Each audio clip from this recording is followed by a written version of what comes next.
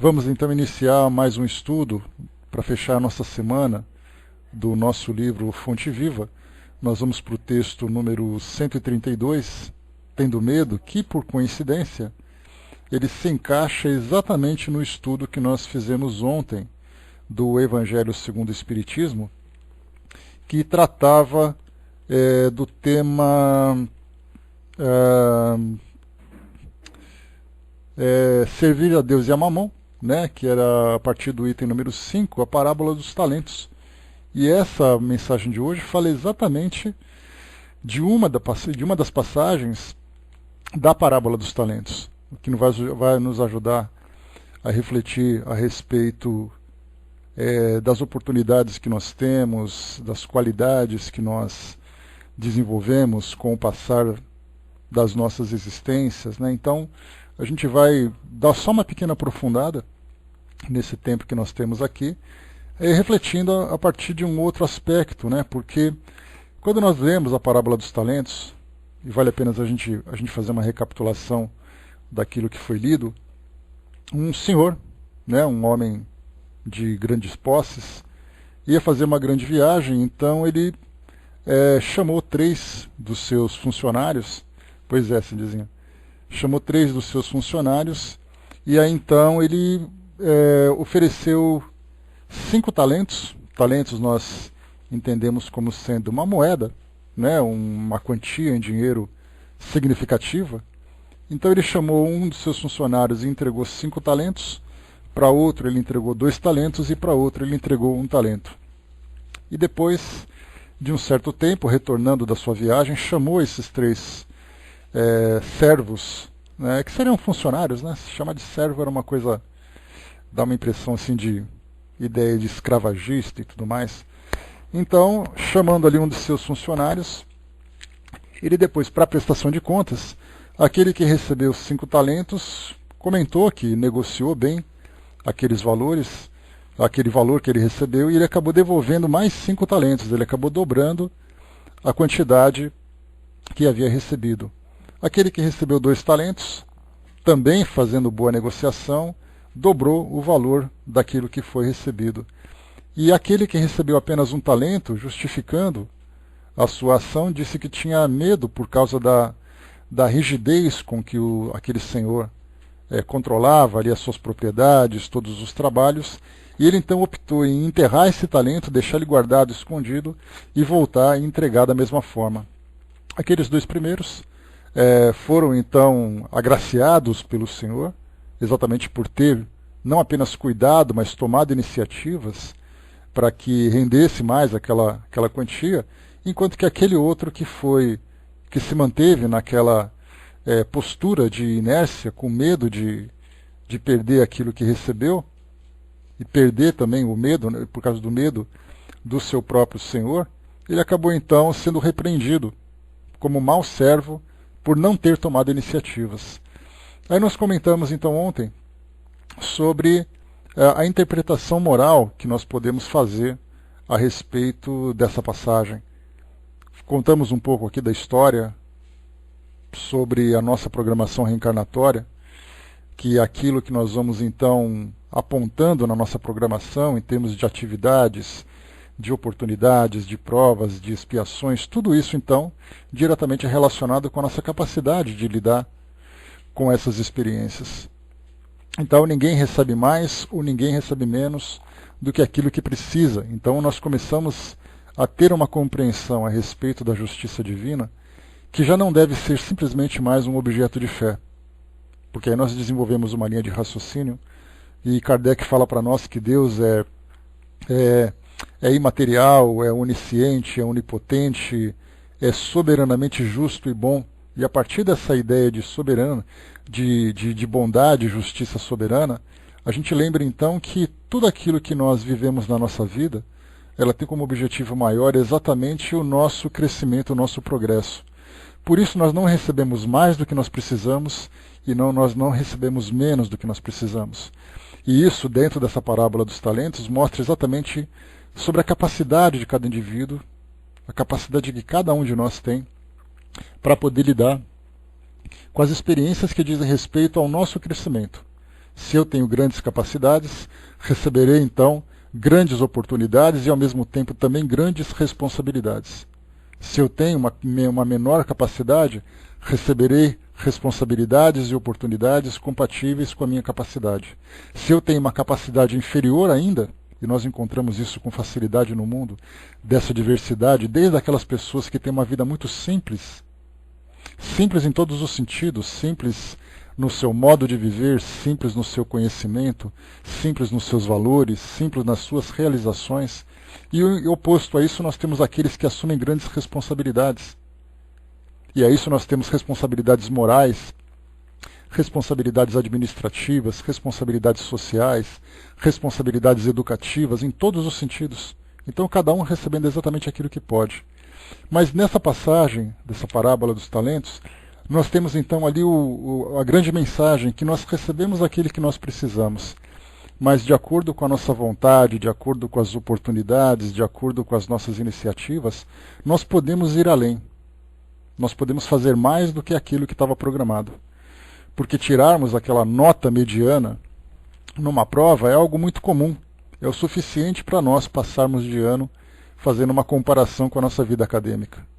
Mas certamente um aluno que é mais esforçado consegue aprender mais, consegue produzir mais, se desenvolver mais, tirando notas maiores, mais do que aquilo que precisa. Não simplesmente ficar nessa condição.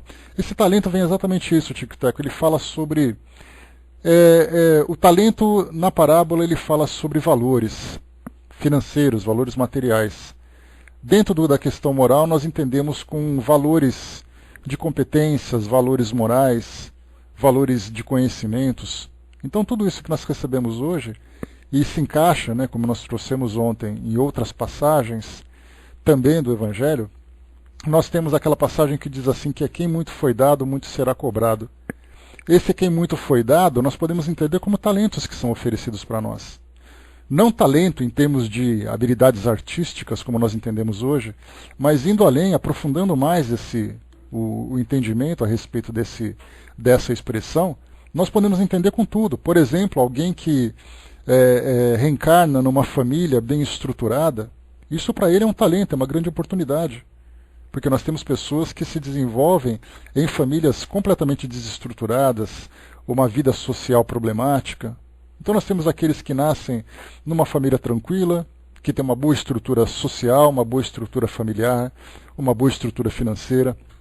Essa oportunidade que foi oferecida para ele, um alicerce sólido, onde ele pode se desenvolver, é para ele um motivo para que ele aproveite essa oportunidade para se desenvolver em outros aspectos.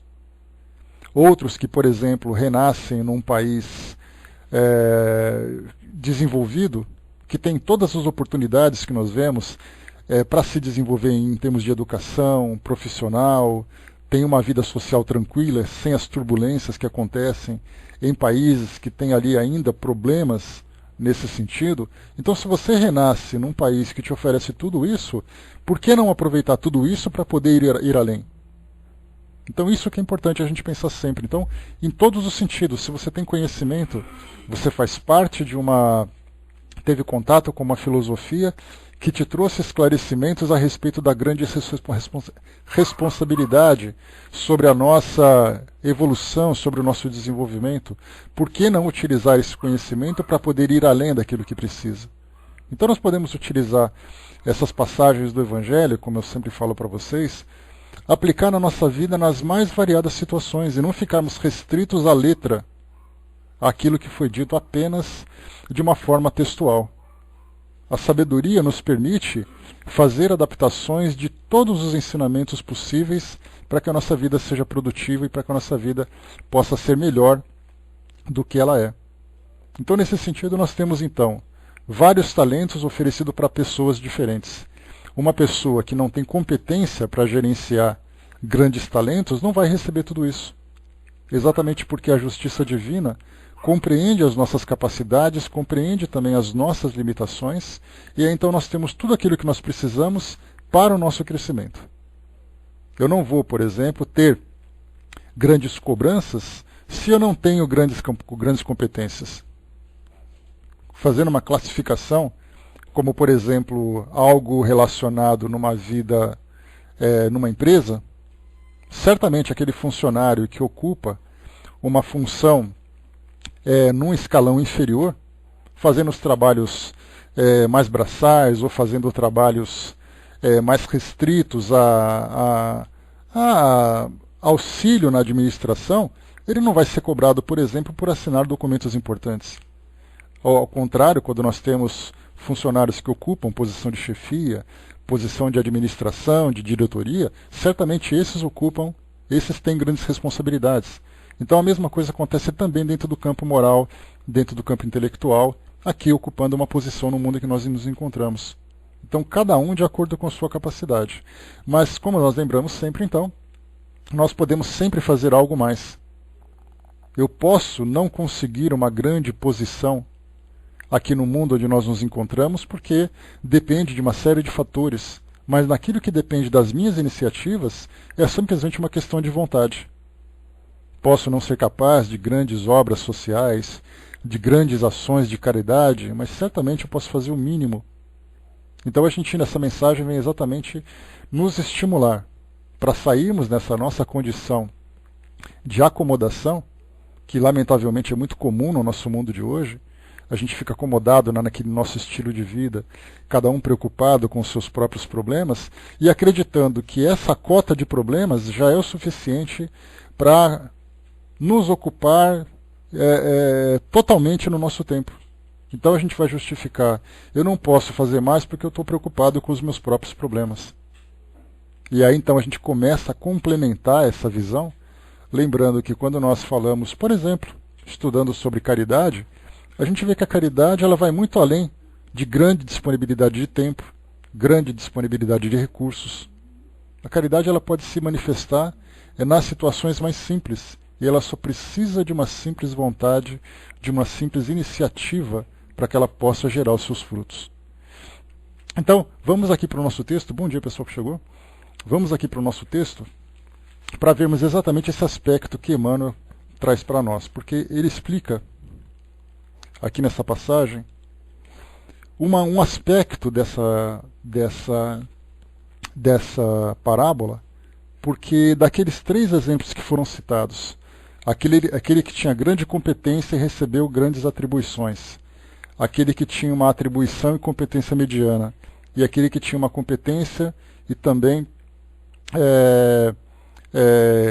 condições pequenas, né? Então, desses 3 aspectos, nós podemos então fazer uma comparação genérica daquilo que nós temos no nosso mundo, com cada pessoa com as suas atribuições.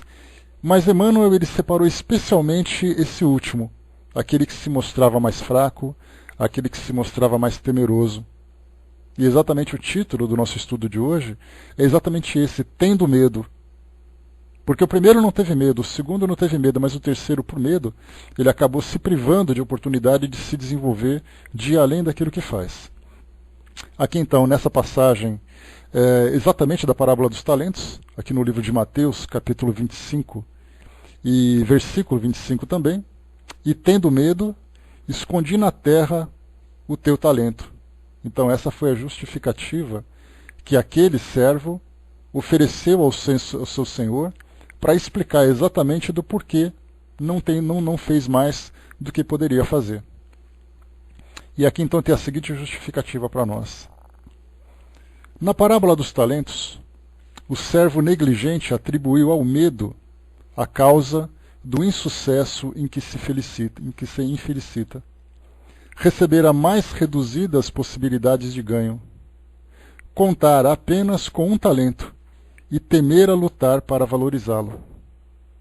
Quanto aconteceu ao servidor invigilante da narrativa evangélica, há muitas pessoas que se acusam pobres de recursos para transitar no mundo como desejariam e recolhem-se à ociosidade, alegando o medo da ação. Medo de trabalhar, medo de servir, medo de fazer amigos, medo de se desapontar, medo de sofrer, medo da incompreensão, medo da alegria e medo da dor. E alcançam o fim do corpo como sensitivas humanas, sem o mínimo esforço para enriquecer a existência. Na vida, agarram-se ao medo da morte. Na morte, confessam o medo da vida. E a pretexto de serem menos favorecidos pelo destino, transformam-se gradativamente em campeões da inutilidade e da preguiça. Se recebeste, pois, mais rude tarefa no mundo, não te atemorizes à frente dos outros e faze dela o teu caminho de progresso e renovação.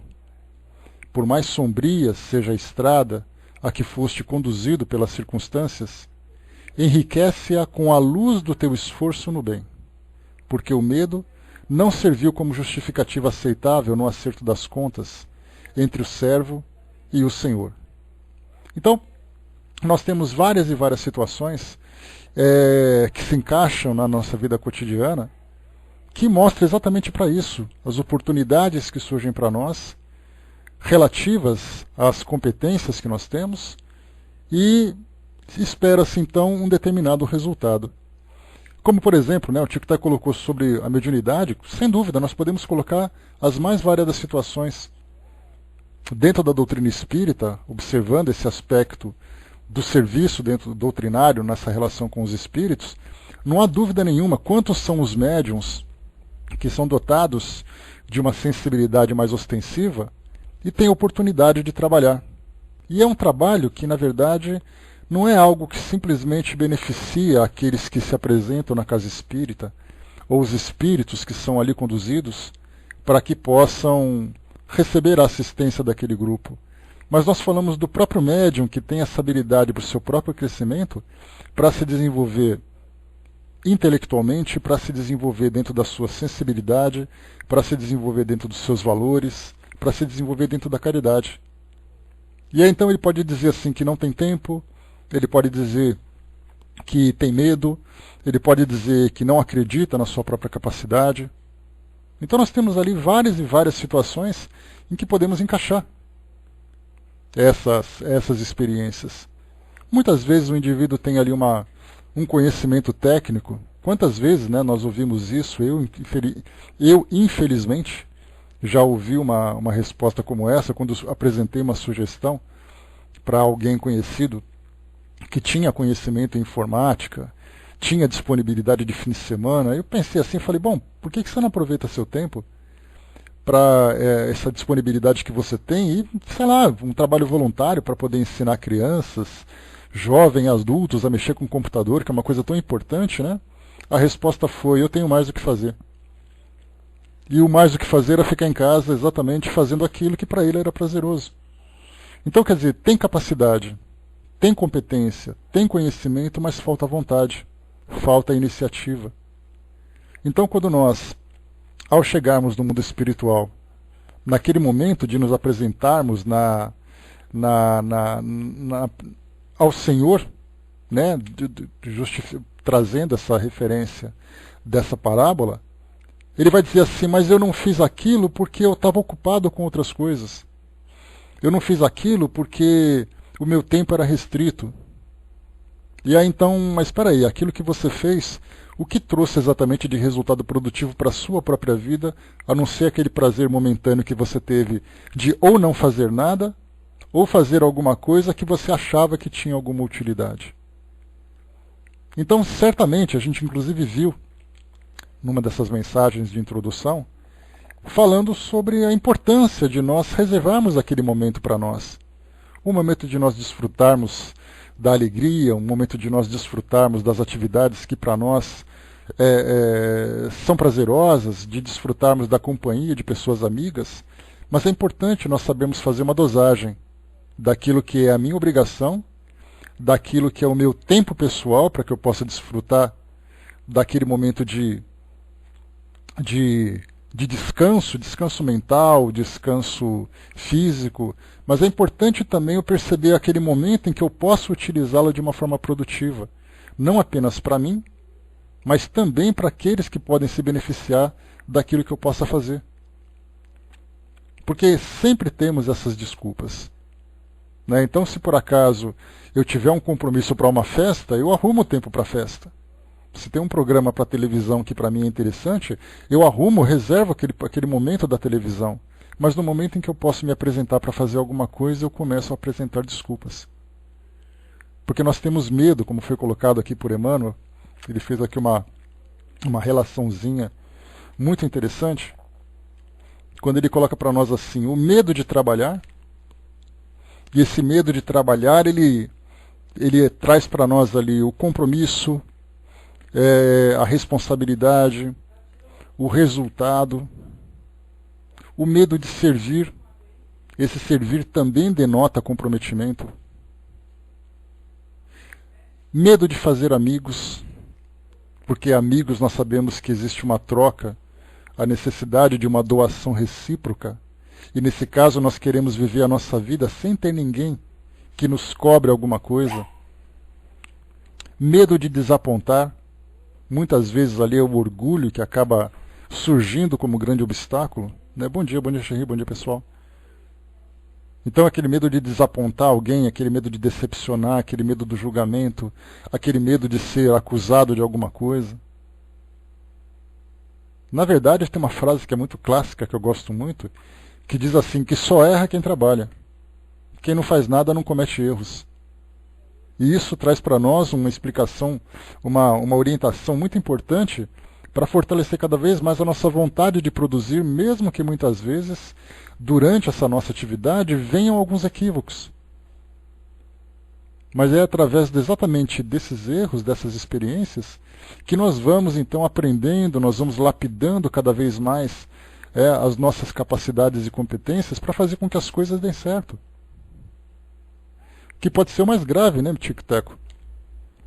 Muitas vezes ele acha que você errar em alguma coisa, se você não fizer nada, você não erra. Claro, você não erra, mas você fica dentro do seu próprio desenvolvimento, você fica estagnado, e não existe erro pior do que esse. Você tem medo de sofrer. Esse medo do sofrimento também para nós é algo muito grande. A gente prefere levar aquela nossa vidinha, como eu sempre falo, né, aquela vidinha arroz com feijão, para fazer assim tudo o mais certo possível, né? Então é aquele time que disputando um campeonato, ele prefere jogar esperando o empate do que de repente tentar ganhar e cometer o erro da derrota. Então ele prefere simplesmente jogar sem exercer nenhum tipo de, apresentar nenhum tipo de ousadia. A mesma coisa também o medo da incompreensão. O medo da incompreensão também vem para nós como sendo resultado do nosso orgulho, da nossa vaidade, da gente fazer alguma coisa, mas o que será que as pessoas vão dizer? O que será que as pessoas vão falar? Será que elas vão concordar com aquilo que eu faço?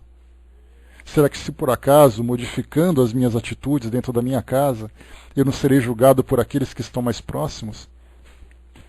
Fazendo alguma coisa no meu ambiente de trabalho, ou no círculo social onde eu frequento, será que se eu por acaso tomar essa atitude, alguém vai comentar alguma coisa? Nós temos inclusive o medo da alegria, por incrível que pareça, porque para chegar até ela, a gente tem aquela insegurança, será que isso é verdadeiro? Será que isso vai se reverter contra mim? O medo da dor. A dor é algo que nos instiga sempre ao cuidado, né? Sempre nos coloca naquela posição defensiva, sem sabermos muitas vezes se ela vai acontecer. E essa dor, a gente lembra sempre, é uma dor moral, pode ser uma dor física, pode ser ali fruto das nossas preocupações. Então nós temos ali várias e várias situações que podem nos colocar naquela condição daquele terceiro servo. E ao estudarmos esses valores que a doutrina espírita apresenta para nós, nós começamos a ver realmente o mundo de um modo diferente. Começamos a perceber que a nossa presença aqui no mundo, ela deve ser valorizada, aqui no nosso mundo físico em especial, já que a nossa reencarnação ela foi elaborada com um planejamento extremamente complexo, com uma logística também extremamente complexa. E estarmos aqui hoje é para nós o motivo de valorizarmos cada instante, cada oportunidade que nós temos de estar aqui.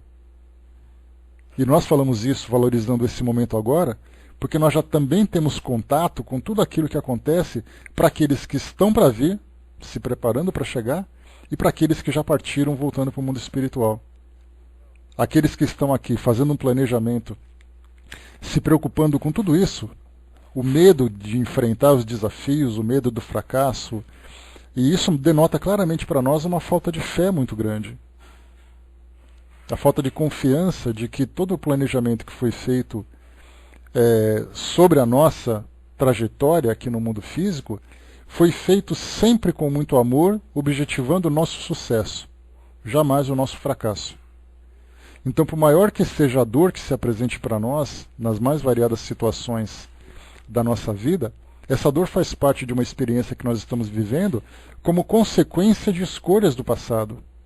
E não simplesmente porque nós somos lançados aqui, como se estivéssemos sobrevoando uma determinada região num avião de transporte, e de repente nós somos lançados à própria sorte, com paraquedas, empurrado e dizendo, se vira, boa sorte.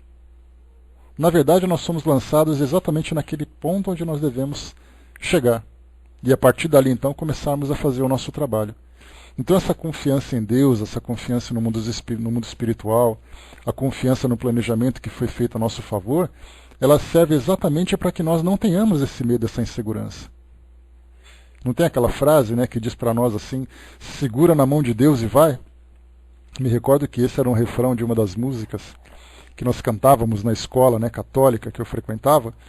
Então, não tema, siga adiante, não olhe para trás, segura na mão de Deus e vai. Isso se tornou, claro, uma música de igreja, uma música religiosa, mas vamos tirar a questão musical, vamos tirar a questão da religiosidade e vamos pensar no que ela realmente quer dizer. Quer dizer, não termos medo de estarmos aqui no mundo físico, não termos medo de fazer o bem, não termos medo de tomarmos iniciativa, mas aprendamos com as experiências que vão surgindo para que, claro, nós não ultrapassemos a nossa própria capacidade. Nós não podemos ir além daquilo que nós somos capazes de fazer, porque certamente nós vamos nos machucar. Mas tenhamos a sabedoria, e a sabedoria é algo que vai se desenvolvendo em nós com o passar do tempo, e como lembra sempre, né, é uma frase muito sábia, trazida para nós através do Dr. Bezerra de Menezes, que diz para nós assim que as experiências são adquiridas através dos erros e acertos. Então acertar traz para nós um resultado, errar também traz para nós um resultado. E se nós tivermos sabedoria para aproveitar esses ensinamentos, certamente nós cresceremos de uma forma exponencial na nossa vida.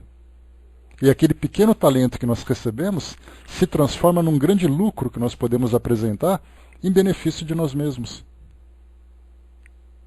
Essa expressão aqui que Emmanuel trouxe, também aqui no nosso texto, que são muitos aqueles que alcançam o fim do corpo, tratando naturalmente aqui da nossa desencarnação, como sensitivas humanas, sem o mínimo de esforço para enriquecer a sua existência. Então, na verdade, nós viemos aqui para cumprir aquilo que é o básico, mas certamente nós podemos enriquecer a nossa existência através de escolhas, de atitudes, de aprendizado. E coloca, na vida, agarram-se ao medo da morte. Na morte, confessam o medo da vida. Esse medo, nós lembramos sempre, que não é algo que veio conosco desde o início da nossa existência. São experiências que nós estamos vivendo, nós temos ali um histórico existencial muito longo, várias e várias encarnações, várias e várias experiências, várias e várias lembranças que ficam ali embutidas na nossa consciência, que elas não se mostram nos fatos, mas elas se manifestam nos seus efeitos. Ou seja, eu não lembro o que eu fiz, mas eu tenho uma sensação de medo de alguma coisa errada que eu fiz. Então, na verdade, a nossa memória, ela vai registrando exatamente as impressões de cada existência que nós vivenciamos. Futuramente, talvez na próxima encarnação, provavelmente, nós não lembraremos de nada que nós fizemos aqui na nossa vida. Não lembraremos do Pautalk, não lembraremos de Facebook, não vamos lembrar de ninguém daqui.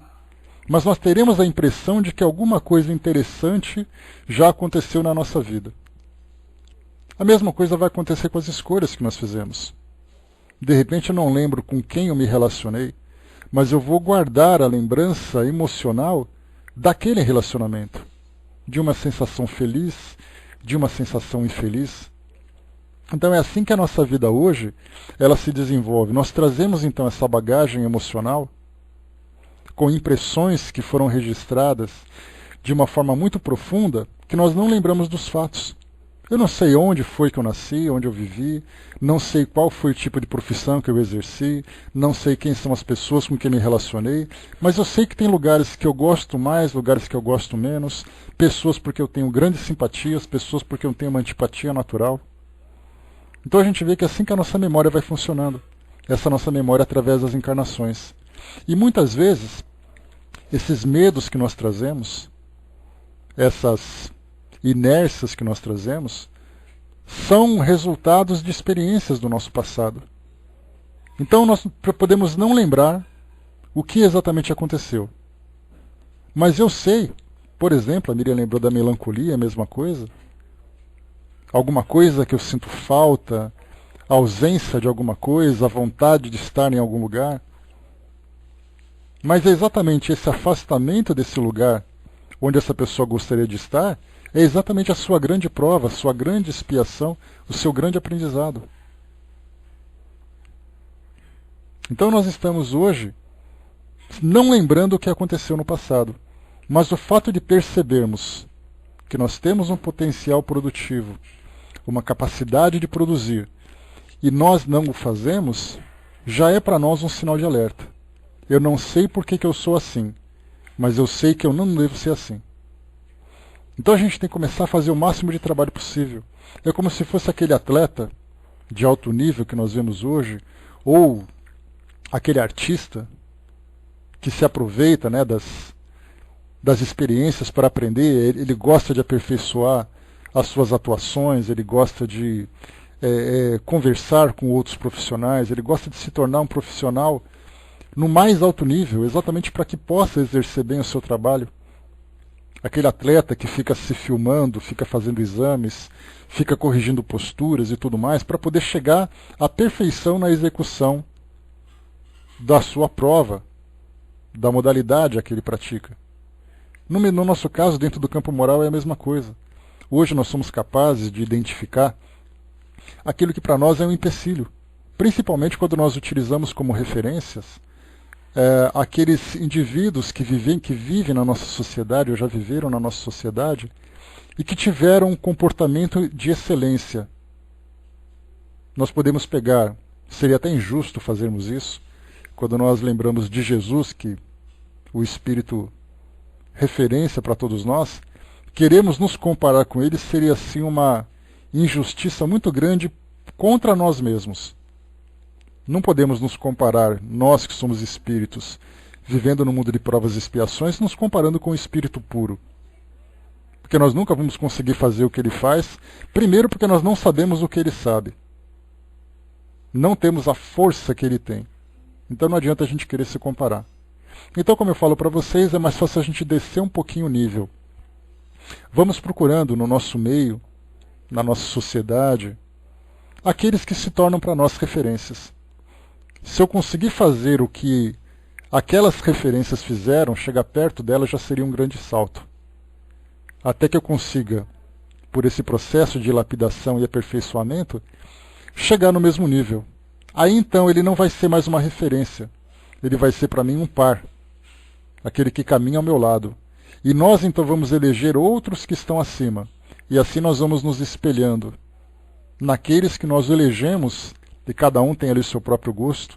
Há aqueles que escolhem os seus religiosos, há aqueles que escolhem os seus filósofos, há aqueles que escolhem seus familiares, amigos, aqueles que escolhem seus artistas. Cada um escolhe aquele que deseja. Tendo essa referência, nós podemos sempre fazer essa comparação. De pensar o seguinte, olha, eu vejo o comportamento dele e eu o admiro por isso. Essa admiração já é a minha motivação para me tornar aquilo que aquele indivíduo se tornou para receber essa admiração que eu tenho hoje. Então nós temos que fazer esse trabalho de aperfeiçoamento sempre. Se um faz, por que eu não posso fazer? Se o outro conseguiu, por que eu não posso conseguir? E lembrando sempre que o nosso propósito maior de estarmos aqui é exatamente o nosso crescimento moral. Não adianta eu pegar ali um indivíduo que tem ali um grande patrimônio material, que conseguiu ficar rico, conseguiu fazer tal coisa, e o meu objetivo é ser o que ele é. Muitas vezes nós vamos pegar caminhos perigosos para chegar até lá. E esse caminho perigoso, ele vai determinar não o nosso sucesso, mas ele vai determinar o nosso fracasso. Sucesso material, aos olhos do mundo, mas um grande fracasso moral aos olhos do mundo espiritual, aos olhos de Deus. O Zé colocou, né, Jesus modelo e guia, modelar-se a ele é impossível, mas tê-lo como guia é o ideal. A gente vai na frente, ele está lá na frente, já que a gente não consegue alcançar os passos, a gente vai caminhando lado a lado com aqueles que estão do nosso lado, aqueles que estão próximos, e junto a gente vai nesse fortalecimento. Cada um segue seu próprio modelo. O importante, quer dizer, essa é uma estratégia que nós devemos ter para poder fazer uma comparação.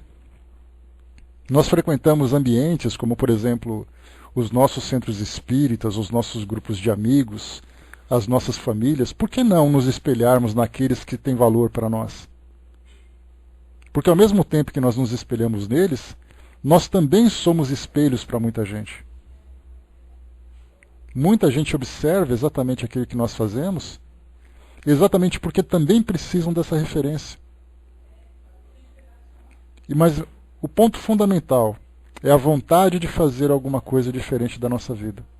Bom dia, Bela, bom dia, pessoal que chegou. Essa vontade de tomarmos essas iniciativas. E aqui, para a gente poder fechar, Emmanuel coloca para nós aqui no último parágrafo: se recebeste, pois, mais rude tarefa no mundo, não te atemorizes à frente dos outros e faze dela o teu caminho de progresso e renovação. Ou seja, aquilo que é nosso pertence a nós. Então, quer dizer, é a nossa experiência, é a nossa escola, é a nossa oportunidade de crescimento. Isso não pertence ao outro. Se eu vivo essa dificuldade, eu tenho que saber superar essa minha dificuldade. Porque cada um tem a sua própria. A gente lembra, né, que fazendo aquela grande mesa redonda, e nessa mesa redonda nós pudéssemos trocar os nossos currículos pessoais, eu vou passar para você o meu prontuário, para mostrar o que eu vivi, o que eu estou vivendo, o que eu ainda vou viver. E vocês passam de vocês. De repente vai ser aquela choradeira na mesa, porque todo mundo vai começar a ficar impressionado com o que o outro está vivendo e valorizando a nossa própria experiência, porque cada talento vem para aquele servo que tem capacidade de lidar com ela. E Emmanuel diz, por mais sombria que seja a estrada que foste conduzido pelas circunstâncias, enriquece-a com a luz do teu esforço no bem, porque o medo não serviu como justificativa aceitável no acerto de contas entre o servo e o Senhor. Então, quando talvez essa mensagem ela se resuma nessa simples expressão: enriquece-a com a luz do teu esforço no bem. Então, se nós direcionarmos a nossa vida, colocarmos como diretriz fundamental, fazemos o bem em todas as oportunidades que surgirem à nossa frente, desde as mais sutis, num cumprimento, num bom dia, numa gentileza, até aquela mais complexa, quando nós podemos lidar com os grandes problemas que surgem para nós, seja da nossa própria vida pessoal, seja da vida de alguém que cruza o nosso caminho, nós sempre teremos um resultado positivo. Nunca tenhamos o medo de fazer algo bom. O medo ele paralisa, o medo ele faz sofrer, o medo ele machuca, só que o medo nunca vai ser justificativa para aquele acerto de contas que nós vamos ter que fazer depois com a nossa própria consciência. Podemos fazer aquilo que cabe a nós, mas nós podemos fazer muito mais de acordo com essas nossas iniciativas. Então, pessoal, essa é a nossa mensagem de hoje. Falamos desse tema bastante essa semana, né? Falamos um pouquinho na terça-feira no nosso estudo do Evangelho segundo o Espiritismo. Ontem falamos de novo, inclusive, sobre essas parábolas dos talentos. Essa parábola dos talentos, e hoje complementamos com esse pedacinho daquilo que Emmanuel fez, né? Porque nós podemos pegar, é curioso a gente ver observar essa perspectiva que Emmanuel apresentou para nós, podemos pegar, por exemplo, aquela parábola dos talentos e quebrá-la e cortá-la, dividi-la em 3 partes diferentes. Falarmos um pouquinho desse servo negligente, que infelizmente, né, a maioria de nós se encaixa nessa condição. Quando eu falo nós no nosso planeta, né, que estamos aqui sempre reclamando da vida, reclamando das situações, lamentando porque o outro tem e nós não temos, e completamente ignorantes a respeito dessa realidade espiritual que nós vivemos. Poderíamos falar daquele servo mediano, apresentar aqui as mais variadas condições em que se apresenta isso. Aquele servo que recebe pouco porque tem pouca competência, mas por ter demonstrado esforço, conseguiu fazer com que a sua vida se enriquecesse. E aquele servo muito competente. E aí nós podemos pegar ali as grandes referências, os grandes ícones que nós temos aqui no nosso mundo. Né? E lembrando sempre também, que eu comentei isso ontem, quando nós pegamos aquele talento, aquele servo que recebeu 5 talentos, ele recebeu 5 talentos porque tinha capacidade para isso. E aí ontem eu trouxe para vocês um exemplo que eu sempre gosto de lembrar, que quando nós pegamos dentro da nossa própria doutrina, nós temos Chico Xavier, que certamente é aquele servo que recebeu 5 talentos, e não tenhamos dúvida nenhuma de que ele conseguiu dobrar os talentos que recebeu. Nós criamos uma grande admiração, desenvolvemos uma grande admiração, mas ele, diante dele mesmo, é aquela história, né? A gente acha sempre que aquele que faz muito, faz porque espera receber as glórias. E eu coloco aquela frase de rodapé, né? Ai dele se ele não tivesse feito aquilo que se esperava. Se ele recebeu 5, é porque ele tinha competência para receber 5. Se ele recebesse 5 e devolvesse 1, dá para a gente imaginar o tamanho do fracasso que seria. Então um médium daquela competência, um espírito daquela competência, conseguiu realizar aquele trabalho que marcou o seu nome na história. Mas ele não veio para marcar o nome da história. Ele veio para fazer aquilo que se esperava dele como um bom servo, como um bom trabalhador. Tanto ele como tantos outros que aparecem na nossa história, aqueles que se destacam na mídia ou aqueles que transitam de uma forma anônima, nós vemos em aldeias africanas indivíduos que reencarnam naquele lugar com todas as condições para sofrer, para fracassar, e conseguem mobilizar a vida das pessoas de uma forma que nós nem nos imaginaríamos naquela condição.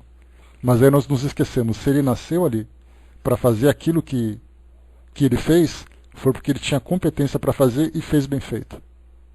Então nós, recebendo aqui o nosso talento, nosso meio talento, 2 talentos, 3 talentos, cada um recebendo aquilo que tinha, aquilo que pode, e com a própria iniciativa pode fazer um pouquinho mais.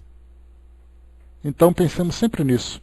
E tenhamos como diretriz fazer sempre o bem, sempre que surgir oportunidade.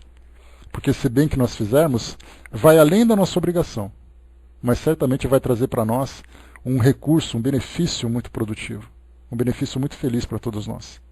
Então é isso, pessoal. Esse é o nosso estudo de hoje, né, para fecharmos aqui a nossa semana, levantando um pouco aqui a nossa autoestima, né, sempre lembrando. Pois é, bem lembrado, Angelina. Nós temos ali uma garota, nos seus 15, 16 anos de idade, que de repente nasceu num lugar que a gente pode dizer, aqui a partir da nossa visão ocidental, um lugar que parece ter sido esquecido por Deus, sofrendo toda aquela violência que sofreu, o atentado que sofreu, quase desencarnou de uma forma absolutamente violenta, sobreviveu, se manifestou, levantou a voz para o mundo todo e hoje faz um trabalho magnífico para a educação de crianças. E aí nós pensamos assim, qual é exatamente a capacidade daquele espírito para receber tanto talento assim? E aí a gente começa então a apontar esse, aquele, fazendo as nossas comparações. Certamente nós não temos competência para fazer aquilo que a Malala fez.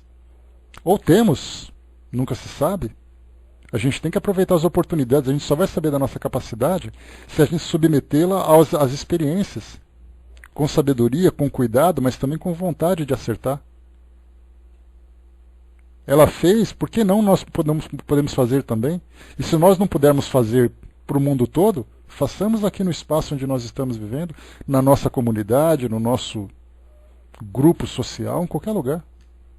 Certamente nós teremos bons resultados. Então, fechando por aqui, pessoal. E reflitamos sempre que sair na mídia, ou que nós só soubermos da história de alguém que se destacou pela sua competência, peguemos o nome dessa pessoa, peguemos a imagem dela, registremos na nossa mente, para pensarmos que se ela fez, nós podemos fazer também. Se não tanto quanto ela fez, fazer algo semelhante àquilo que ela fez de acordo com as nossas capacidades. Né? Sempre visando proporcionar o bem para fazer o mundo um pouco melhor do que nós o encontramos, que é o mais importante.